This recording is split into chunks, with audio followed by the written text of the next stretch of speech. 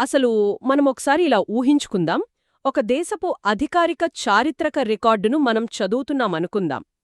సరే. అందులో ఒక రాజు అత్యంత గర్వంగా నా రాజభవనాన్ని మనుషులు కట్టలేదు, దెయ్యాలు భూతాలు కట్టాయి అని ప్రకటించుకున్నాడు.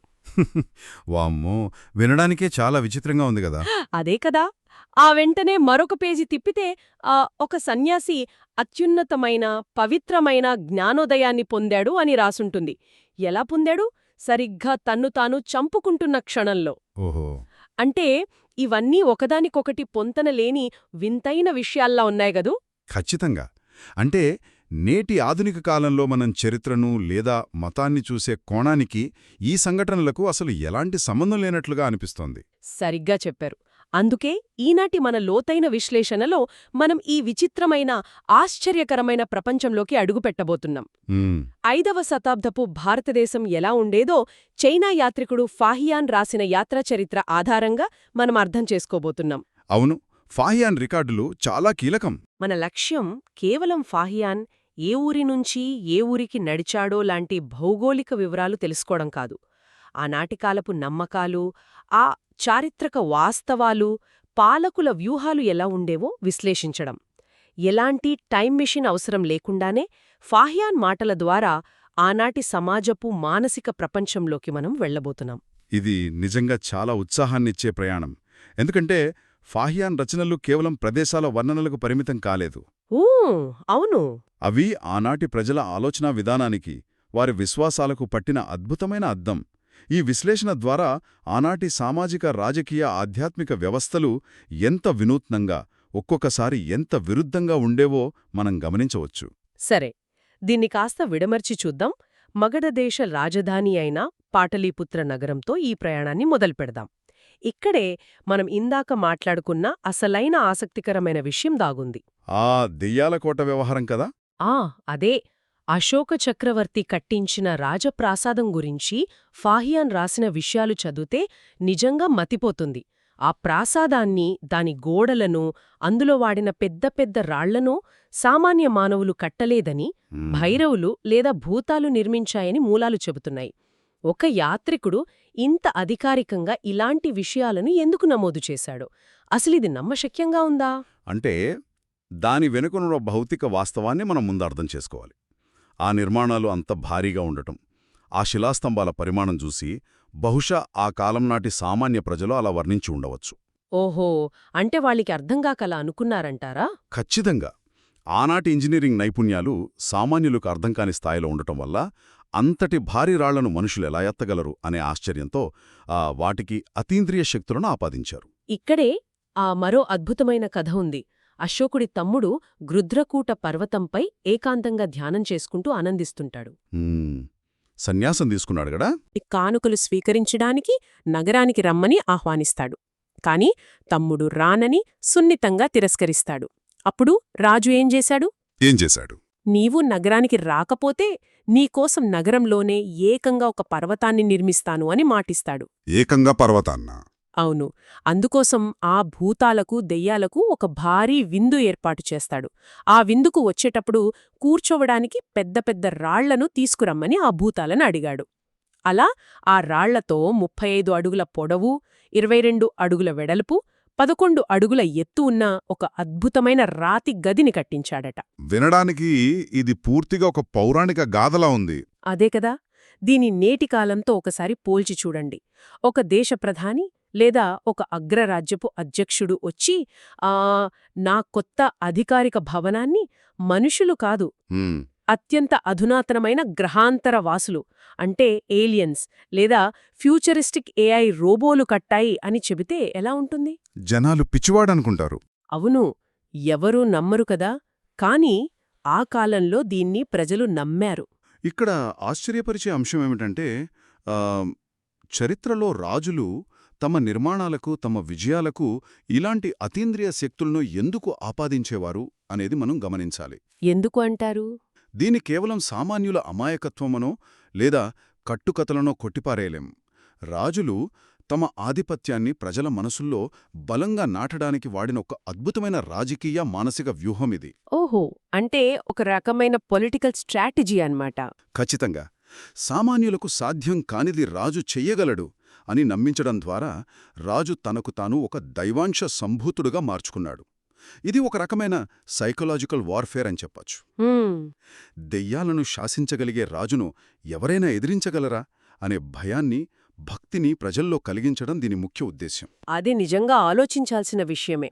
అంటే భవనాలు కట్టడం మాత్రమే కాదు, పరోక్షంగా ప్రజల మెదళ్లలో తన అధికారాన్ని నిర్మించుకున్నాడు. అవును. అయితే నాకు విచిత్రమైన వైరుధ్యం ఇక్కడ కనిపించింది. దెయ్యాలను శాసించే అంతటి మహారాజు ఒక గురువు దగ్గరకొచ్చేసరికి ఎంత అణిగిమణిగి ఉండేవాడో కూడా ఈ మూలాలు చెప్తున్నాయి కదా. అవును. ఆ బ్రాహ్మణ పండితుడి ప్రస్తావన కదా. అవును. ఫాహియాన్ ఒక మహాకాయుడైన బ్రాహ్మణ పండితుడు గురించి ప్రస్తావించారు. ఆ పండితుడి పేరు లో టై సూపీమి.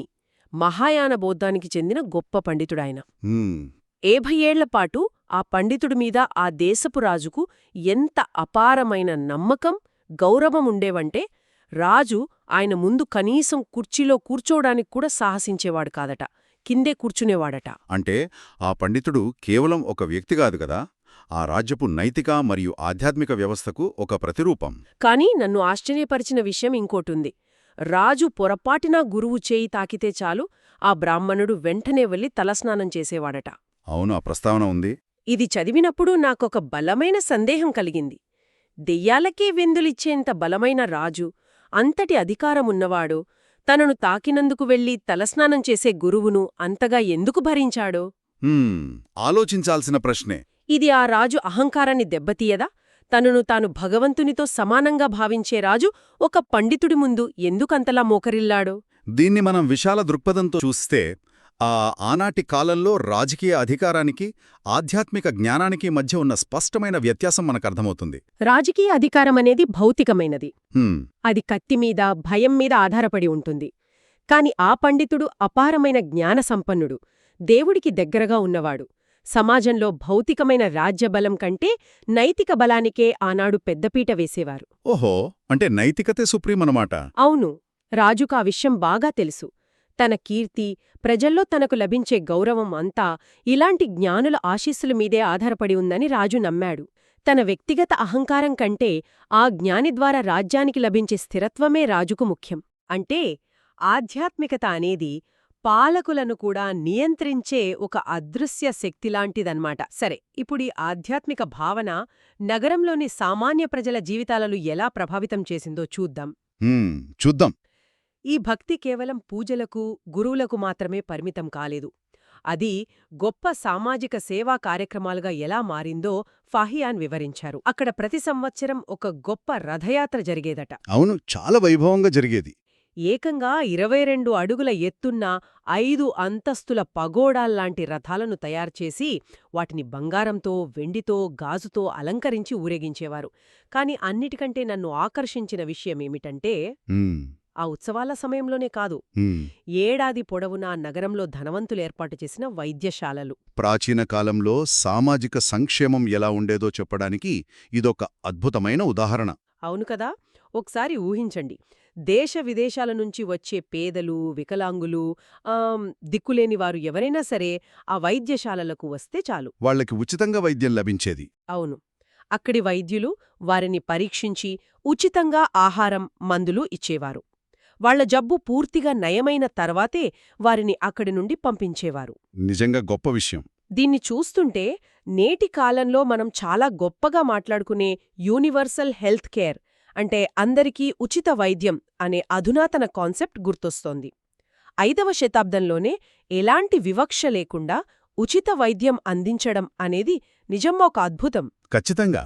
ఆధ్యాత్మికతే సమాజంలో అత్యంత అట్టడుగు వర్గాలకు ఉచిత వైద్యం అందించేంత గొప్ప సామాజిక బాధ్యతగా ఎలా రూపాంతరం చెందిందో ఇది స్పష్టంగా వివరిస్తోంది. ఇది కేవలం దానధర్మాలు చేయడం కాదు, మరి ఏమిటి? బౌద్ధ ధర్మంలోని కరుణ అనే ప్రాథమిక సూత్రాన్ని ఆచరణలో పెట్టడం, సమాజంలోని అభాగ్యులకు అండగా నిలవడం అనేది రాజ్యధర్మంగా వాళ్లు భావించారు.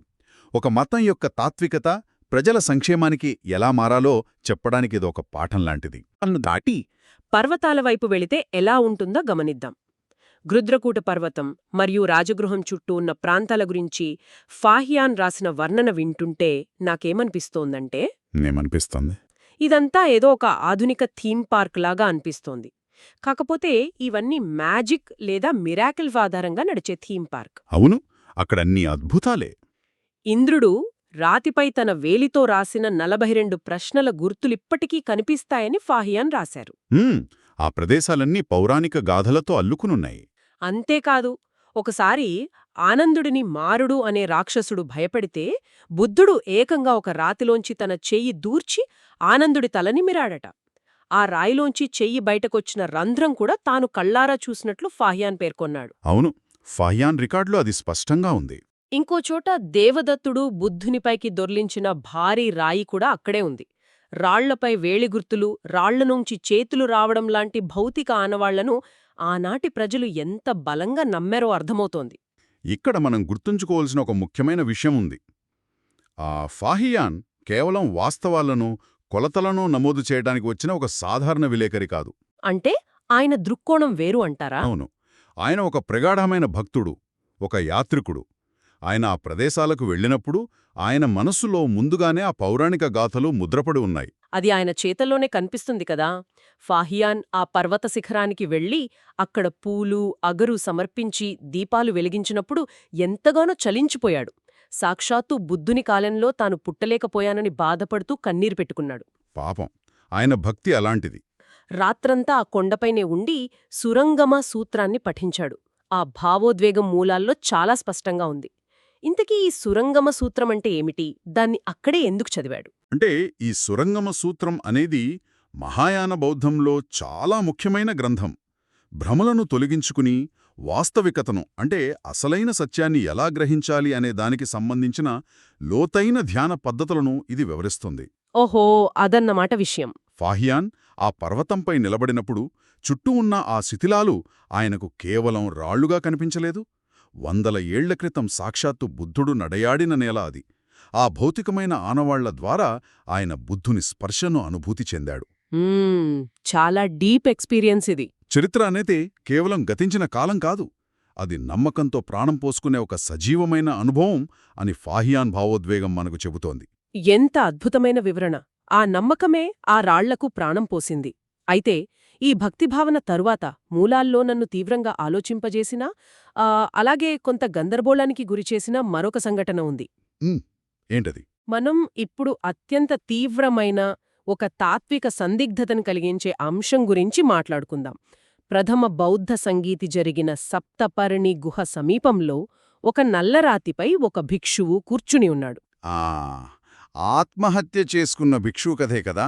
అవును. అతను రాగ, ద్వేష, మోహాలు అనే 3 దుఃఖాలను తలచుకుంటూ ఈ ప్రస్తుత జీవితం నిరర్ధకం అని భావించి ఆత్మహత్య చేసుకోవాలనుకుంటాడు. అవును, ఇక్కడే ఒక పెద్ద తాత్విక సమస్య వస్తుంది. ఎందుకంటే బౌద్ధ ధర్మం జీవహింసను, ముఖ్యంగా ఆత్మహత్యను తీవ్రంగా వ్యతిరేకిస్తుంది. సన్యాసులకు విధించిన నియమాల్లో ఇది పూర్తిగా నిషిద్ధం. అదే ఇక్కడ అసలైన ట్విస్ట్. అతనికి ఆ నియమం గుర్తుకొస్తుంది. కాని వెంటనే అతనొక విచిత్రమైన వాదనను తెరపైకి తెస్తాడు. నేను నా ప్రాణాన్ని తీయట్లేదు, కేవలం నాలోని రాగ, ద్వేష, మోహాలను మాత్రమే చంపుతున్నాను అని తనకు తాను సమర్థించుకుంటాడు. అలా అనుకుని కత్తితో తన గొంతు కోసుకుంటాడు.